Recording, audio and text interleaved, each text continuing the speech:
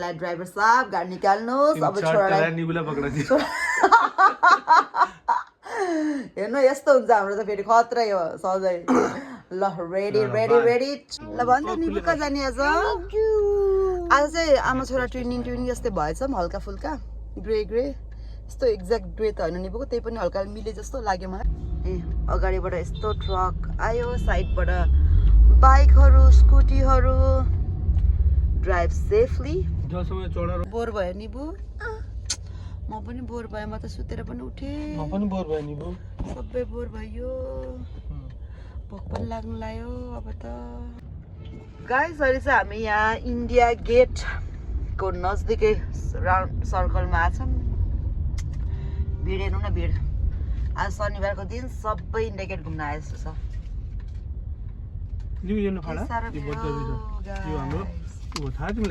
Hi everyone, namaste, welcome back to my YouTube channel, Sun Family Vlog. म सुस्मिता पनि आइसकेँ फेरि नयाँ भिडियो लिएर हजुरहरूसम्म। अनि गाइस कस्तो हुनुहुन्छ हजुरहरू सबैजना? आई होप हजुरहरू सबै एकदमै ठिकठाक मस्त हुनुहुन्छ होला। म पनि एकदमै ठिक छु। अनि आज हो स्याटरडे र स्याटरडे स्पेसल बनाउनको लागि भनेर हामीहरू आज जाँदैछौँ जुलोजिकल पार्क। यो पार्कमा चाहिँ हामीहरू पहिल्यै पनि गइसकेको, निबु नजन्मिँदै पनि गएको थियौँ र अहिले निबु जन्मिसकेको कति महिना थियो, लगभग 14-15 मन्थ जति थियो होला। त्यति बेला पनि निबुलाई लगेको थियौँ, तर त्यति बेला खासै उसलाई याद त छ भिडियो हेर्दाखेरि। फर्स्ट टाइम मेरो युट्युबको फर्स्ट भिडियो भनेको नै त्यही पार्कमा त्यही जूमा थियो कि मेरो फर्स्ट भिडियो युट्युबको। मैले त्यहाँदेखि स्टार्ट गरेको थिएँ र अहिले पनि हामीहरू फेरि त्यही जूमा जाँदैछौँ। सो भिडियो चाहिँ अन्तिमसम्म हेर्नु होला, के कस्तो लाग्छ प्रतिक्रिया दिन नबिर्सिनु होला। अनि मेरो च्यानल अझै पनि सब्सक्राइब गर्नुभएको छैन भने प्लिज सब्सक्राइब गर्नु होला भन्दै लेट्स गेट स्टार्टेड गाइस। ल मेरो यहाँ भिडियोमा चाहिँ अहिले अरू पनि आइसक्नु भएको छ। रेडी हुनुभयो?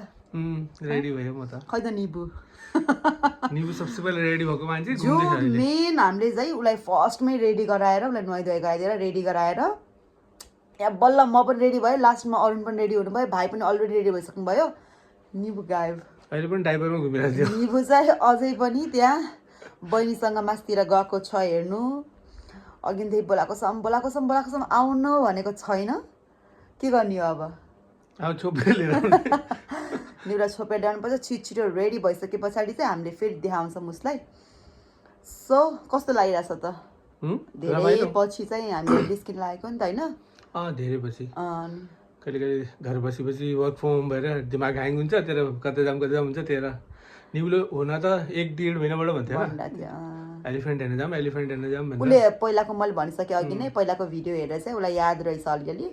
सो जाम भनिरहेको थियो। अनि फेरि अहिले फेरि हाम्रो घरमा त्यस्तै छ नि त, के अरे तारा देउरान चाहिँ मेरो अब नानी भएको छ। सो तपाईँलाई थाहै छ एकदमै बिजी हुन्छ नि त स्केड्युल एकदम। सो त्यस्तै नै भइरहेको छ। अनि आज चाहिँ हल्का टाइम निकालेर जानु लागेको हामीहरू। अब चट ल्याएर छ गाडी निकाल्नुहोस् भन्ने क्या चट ल्याएर ड्राइभर साहब गाडी निकाल्नुहोस् अब छोरालाई निबुला पक्राइदियो हेर्नु यस्तो हुन्छ हाम्रो त फेरि खत्रै हो सधैँ। ल रेडी रेडी रेडी चट ल्याएर बाई। स्कुलमा पढ्ने देख्यो है नि मान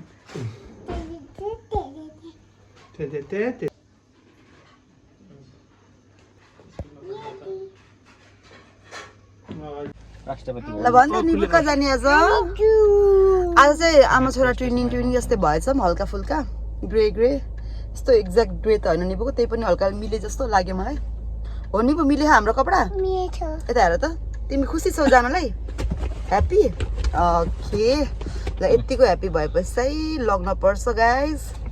सो हामीहरू पनि अब निस्किन लाग्यौँ यहाँबाट। हिँड्दा ढिलो भइसक्यो। निबुले अघि माथि बसेको गरेर बल्ल अहिले आएर रेडी गराइदिइसकेर अब हामी निस्कियौँ। ल गाइस हेर्नु यो चाहिँ नाला रोड हो। तपाईँहरूले पहिला पनि मेरो भिडियोमा देख्नुभयो होला। यहाँ चाहिँ जहिले पनि यस्तै भिड हो, पता नै के कन्स्ट्रक्सन हुँदै गर्छ कि कहिले के हुन्छ। त्यहाँ पनि कन्स्ट्रक्सन सधैँ यस्तै भिड हो, यस्तै जाम हुन्छ यहाँ। ओहो खाली आनन्दले सर हिँडेको त कहिले छैन रेकर्ड।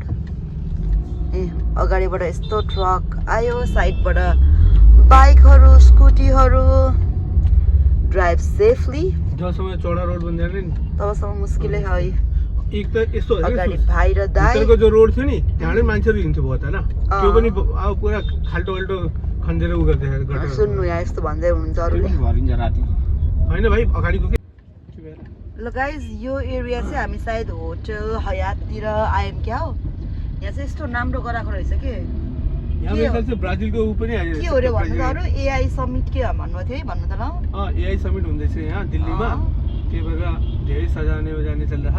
फ्लावरहरू पुरै अनि भारतको उहरू के प्रेसिडेन्टहरू अनि सिइओहरू हुन्छ है टप एआईको तिनीहरू आएको छ यहाँ, त्यही भएर नि सजाएर मजाले। ओके त्यो रिजनले गर्दाखेरि होइन यहाँ चाहिँ एकदमै राम्रो चकाचक गराएको। ब्राजिलको आइरहेछ त्यो, फ्रान्सको त गइयो, फ्रान्सको त हिजो गयो प्रेसिडेन्ट, ब्राजिलको अहिले पनि सक्यो। गाइस अहिले चाहिँ हामी यहाँ इन्डिया गेटको नजदिकै राउन्ड सर्कलमा आछौँ। भिड हेर्नु न भिड, आज शनिबारको दिन सबै इन्डिया गेट घुम्न आए जस्तो छ।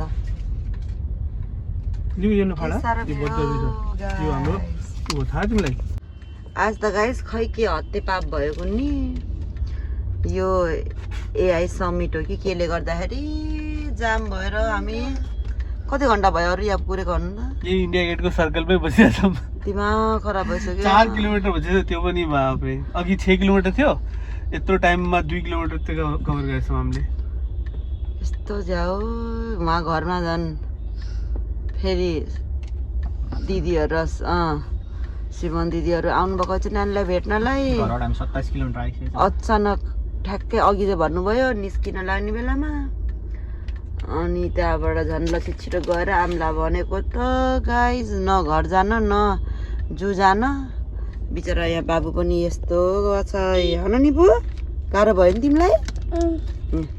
निबुलाई पनि यस्तो भयो। अब यहाँ घर जान पनि बाटो यस्तो छ के हार्ने हो।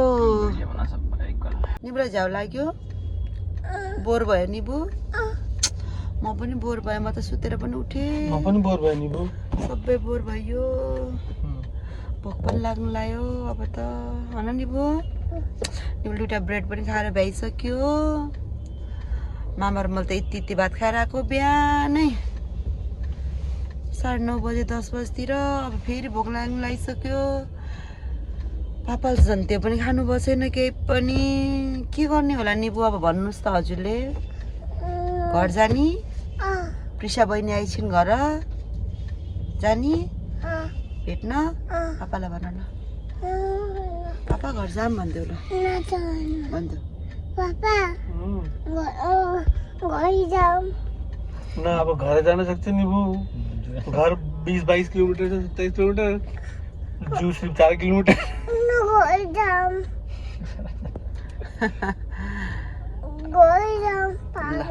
लग्नुहुन्छ तिमीले आज एलिफेन्टहरू केही पनि हेर्न मन लागेन? मन लागेन? के लागेछ? लागेको छैन? भोलि हेर्ने? भोलि त फेरि हेर्न पाइन्न नि त। के गर्ने फेरि घरको लागि लगाम क्या? गाइस अब त हामी त घर जान्छौँ। अब अरूले फेरि लोकेसन चेन्ज गर्न लाउनु भयो, एक्जिट मारेर। अब आज हामी कारमा मात्रै हिँड्ने, अब सर्ट लगाएर ल गाइस। ल सी यु फेरि। खत्रै बोर भयो। अघि मैले भनेको थिएँ नि हजुरलाई हामी त फर्किन्छौँ होला भनेको, नभन्दै हामी त फर्किन पो लाग्यौँ है। हेर्नु यदि यो बाटो नआएको भए, हामी त्यहाँ यस्तो भित्रबाट सर्टकट अरूले नहालेको भए नि अझै पनि जाम नै छ क्या त्यहाँ। सो हामी त हिम्मत आएन। ओहो यस्तो गाह्रो यस्तो गाह्रो। अब भोक पनि लागिसक्यो। मैले अघि नै भनिसकेको थिएँ नास्ता अलिअलि खाएर आएको, भात फ्राइड राइस र त्यही सब्जीहरू बनाएको त्यही खाएर आएको थिएँ।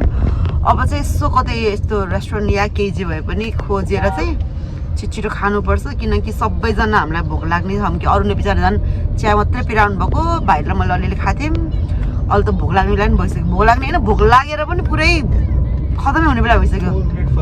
सो छिटो अब यसो केही खाएर अनि त्यहाँबाट घर टाप कस्छौँ है त।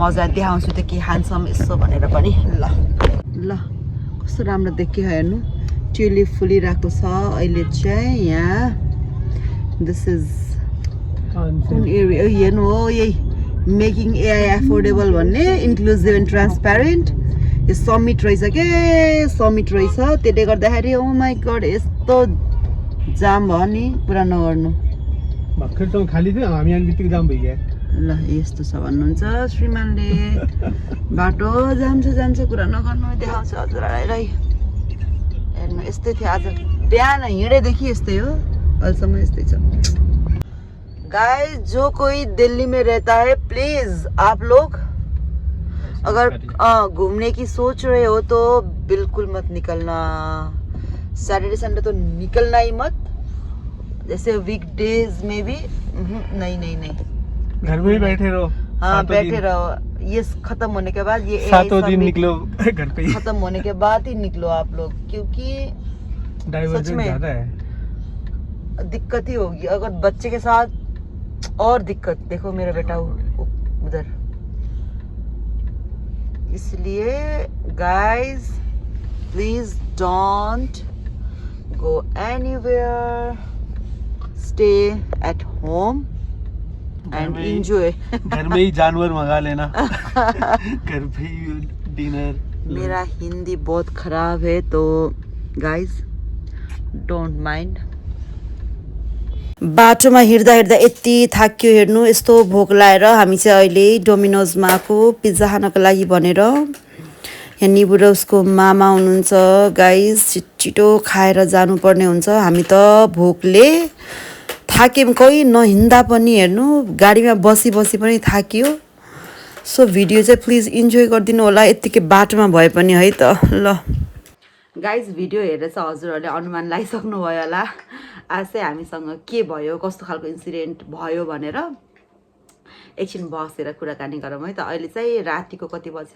10:30 भइसकेको छ म चाहिँ अहिले रुममा आइसकेँ आएर कति बजी लगभग 6:45 बजीतिर हामी घर पुगेको थियौँ भिडियो मतलब घर आएको भिडियो पनि बनाउनु मन लागेन कि त्यस्तो भयो कि हेर्नु यति एक्साइटमेन्टमा गएको थियौँ अनि त्यो ट्राफिकले यताउताले एकदमै झ्याउ भयो जोर भयो सो के भन्छ गरे आएर अनि खानासाना पकाइवरे गरेर खाएर चाहिँ म अहिले रुममा आइसकेको छु र यसो हजुरहरूसँग कुरा गर्नु मन लागेर चाहिँ म यहाँ बोल्दैछु मजाले बसेर सो के भयो भन्दाखेरि राम्रैसँग हिँडेको थियौँ टाइममै पुग्छौँ होला भन्ने किनकि लगभग 45 मिनट्स 1 आवरको जतिको बाटो थियो कि त्यहाँ हेर्नु यति जाम भयो कि मतलब हामी त 4 किलोमिटर थियो 45 मिनट्स भन्दा पनि बेसी के लगभग 45 मिनट्स 50 मिनट्सको देखायो है बाटो आउँदै नआउने त्यही अड्केको भएर हामी त घर फर्कियौँ